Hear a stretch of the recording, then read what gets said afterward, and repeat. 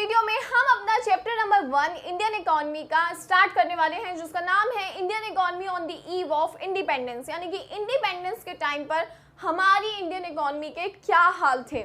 आप कहोगे कि मैम हम लोग तो कॉमर्स स्टूडेंट है और हमें तो प्रैक्टिकल लाइफ जीने में इंटरेस्ट आता है।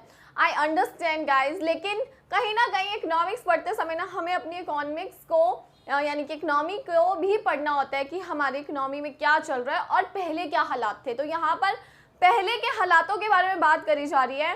तो सबसे पहले इन्होंने जो बात करी इंडिपेंडेंस के टाइम की बात करी है। तो इंडिपेंडेंस हमें किससे मिली थी? सब जानते हैं ब्रिटिश रूल से। ब्रिटिशर्स ने हम पे बहुत राज किया, लेकिन हुआ था क्या हुआ था एक्चुअल में? तो गाइस देखो, ओरिजिन कैसे हुआ था ब्रिटिश रूल का। कब आए थे वो लोग? आए तो बहुत पहले थे यहाँ पर व्यापार करने, यानी कि बिजनेस करने। वो लोग बहुत पहले आ चुके थे, इस समय पे नहीं आए थे। लेकिन फिर ना एक लड़ाई हुई, एक घमासान युद्ध हुआ था जिसका नाम है बैटल ऑफ प्लासी, जिसमें हम हार गए थे। और 1757 में ये युद्ध हुआ था, तो उसमें हम हार चुके थे गाइस। और उसके बाद उन्होंने हम पर जो राज स्टार्ट किया वो 1947 तक चला। तो अराउंड 200 साल उन्होंने हम पे राज किया है। अगर आप कैलकुलेट करोगे तो 190 साल बनेगा, लेकिन अराउंड 200 साल उसको बोला जाता है कि उन्होंने हम पे राज किया था। लेकिन वो लड़ाई का नाम क्या था? Battle of Plassey.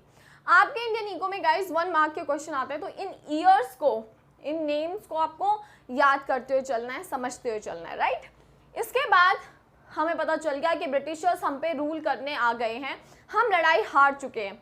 लेकिन उससे पहले तक हमारे इंडिया को काफ़ी अच्छा माना जाता था। हमारी इकॉनमी को प्रॉस्पेरियस इकॉनमी यानी कि समृद्ध इकॉनमी कहा जाता था। सारी चीज़ें थी हमारे पास, किसी चीज़ की कमी नहीं थी। दूसरा, एग्रेरियन इकॉनमी। एग्रेरियन मतलब हम एग्रीकल्चर पे ज़्यादा डिपेंड थे। हमारी एग्रीकल्चर सेक्टर में हमारी पॉपुलेशन 75 to 85% जो पॉपुलेशन थी हमारी, वो एग्रीकल्चर सेक्टर पे डिपेंड थी।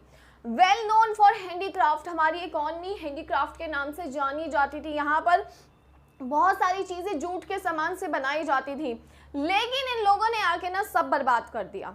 अब चलो, ये तो हमारे फीचर्स थे कि हमारे पास, आप सबको पता होगा, हमें सोने की चिड़िया कहा जाता था। हमें नहीं, मतलब मुझे नहीं, हमारे देश को सोने की चिड़िया कहा जाता था। बट एक्चुअल में इन्होंने सारा सोना सब कुछ लूट के चले गए। कब इन्होंने करा? 1757 में जो लड़ाई हुई थी बैटल ऑफ प्लासी में, ये हमें हरा दिया और हम पे राज किया। और हमारे यहाँ से इन्होंने सारी चीज़ें लूट ली। और इनका जो मेन मकसद था ना इंडिया पे राज करना, वो ये था कि इंडिया से ना सामान निकालें सारा और अपने ब्रिटिश में ले जाएं और बनाएं। तो बहुत इन्होंने ना चालाकियाँ करी। अब हम लोगों के ना ऊपर बहुत ज़्यादा नेगेटिव इफेक्ट आया।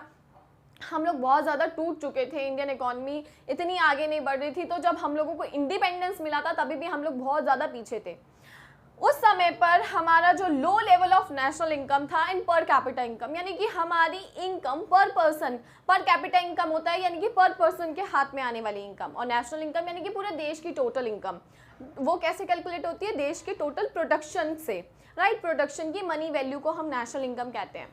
दोनों ही कम थी। और सबसे बड़ी बात, no sincere attempt by British government. उन्होंने उसको इम्प्रूव करना ही ज़रूरी नहीं समझा। उनको मतलब ही नहीं था लोगों के हाथ में इनकम आ रही है या नहीं आ रही।